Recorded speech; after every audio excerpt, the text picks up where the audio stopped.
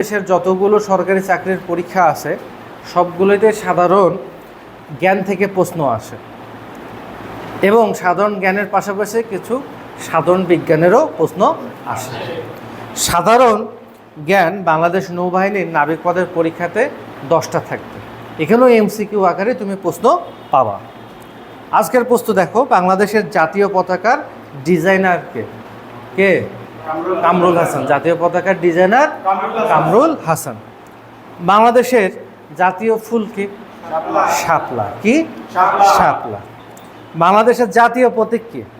বাংলাদেশের জাতীয় প্রতীক, এটা অনেকে ভুল করে, শাপলাটাই মেরে দেয়, জাতীয় প্রতীক শাপলাটাই মেরে দেয়, শাপলা মারলে চলবে না।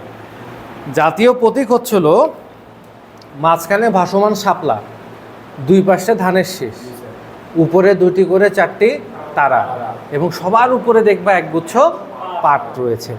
এটা হচ্ছিল পয়সাতে পাবা, কয়েন আছে না, কয়েনের উপরে দেয়া আছে জাতীয় প্রতীক, ঠিক আছে কি? এরপরে বলছে জাতীয় সংসদ ভবনের ডিজাইনার কে? Louis I Kahn. Louis I Kahn. Louis I Kahn. জাতীয় সংসদ ভবনের ডিজাইনার লুই আই কান। তাজমহল কোথায় অবস্থিত? ভারতের আগ্রায়। ভারতের আগ্রায়। ভারতের আগ্রায় অবস্থিত। নেপালের রাজধানীর নাম কি? নেপালের রাজধানীর নাম কি? কাঠমান্ডু। নেপালের রাজধানীর নাম কি? কাঠমান্ডু। শিখা অনির্বাণ কোথায় অবস্থিত? ঢাকা সেনানিবাসে। ঢাকা সেনানিবাসে শিখা অনির্বাণ অবস্থিত, ঠিক আছে কি? এরপরে প্রশ্ন দেখো, বাংলাদেশের সবচেয়ে ছোট জেলা কোনটি? মেহেরপুর। বাংলাদেশের সবচেয়ে ছোট জেলা মেহেরপুর। বাংলাদেশের সমরস্ত্র কারখানা কোথায় অবস্থিত? বাংলাদেশের সমরস্ত্র কারখানা গাজীপুরে অবস্থিত, যেখানে মানে অস্ত্র, গোলা বারুদ এগুলো প্রোডাকশন হয়, ঠিক আছে? পদ্মা সেতু দৈর্ঘ্য কত? 6.15 কিলোমিটার। 6.15 কিলোমিটার। এখন এই যে সাধারণ জ্ঞান থেকে যে টপিকসগুলো আসবে সেটা হচ্ছিল বাংলাদেশ সম্পর্কিত প্রশ্ন আসবে, ইন্টারন্যাশনাল অ্যাফেয়ার্স মানে আন্তর্জাতিক বিষয়ের উপরে প্রশ্ন আসবে, এরপরে খেলাধুলা বিষয়ের উপরে প্রশ্ন আসবে, মুক্তিযুদ্ধ সম্পর্কিত প্রশ্ন আসবে, ভাষা আন্দোলন সম্পর্কিত প্রশ্ন আসবে, 24শে গণ অভ্যুত্থান সম্পর্কিত প্রশ্ন আসবে, ঠিক আছে কি?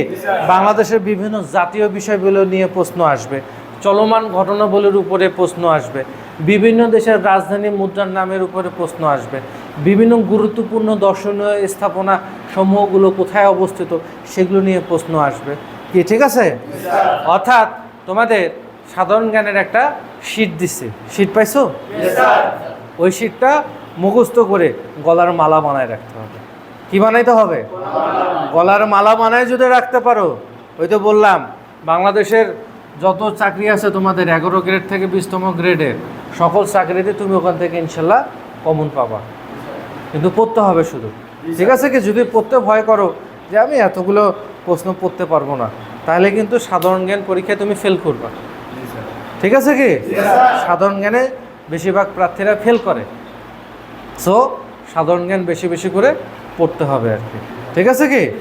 পড়লে ইনশাল্লাহ চাকরি পাবো, চাকরি পেলে আমাদের স্বপ্ন পূরণ হবে, নাবিক হবো, পরিবারের সেবা করব, দেশের সেবা করব, নিজের বউ বাচ্চার সেবা করব, নিজের র্যামঢ্যাম চলতে পারবো। আর কিছু লাগে? হ্যাঁ, এটা পাঠ থাকবো না? এলাকায় যখন যাবা ছুটিতে, ওরে বাবা কবে যায়, দেখো শামীম বিমান বাহিনী থেকে চাকরি করে ছুটিতে আসছে, হ্যাঁ, লিমন বিমান বাহিনীতে চাকরি করে ছুটিতে আসছে, ও নৌবাহিনীতে চাকরি করে ছুটিতে আসছে, ও পুলিশে চাকরি করে ছুটিতে আসছে, ও সেনাবাহিনীতে চাকরি করে ছুটিতে আসছে। একটা পাঠ থাকে না? সেই পাঠটা তো দেখাইতে হবে নাকি? ভালো করে পড়ো, ইনশাল্লাহ সফল হতে পারবা, ঠিক আছে? ওকে।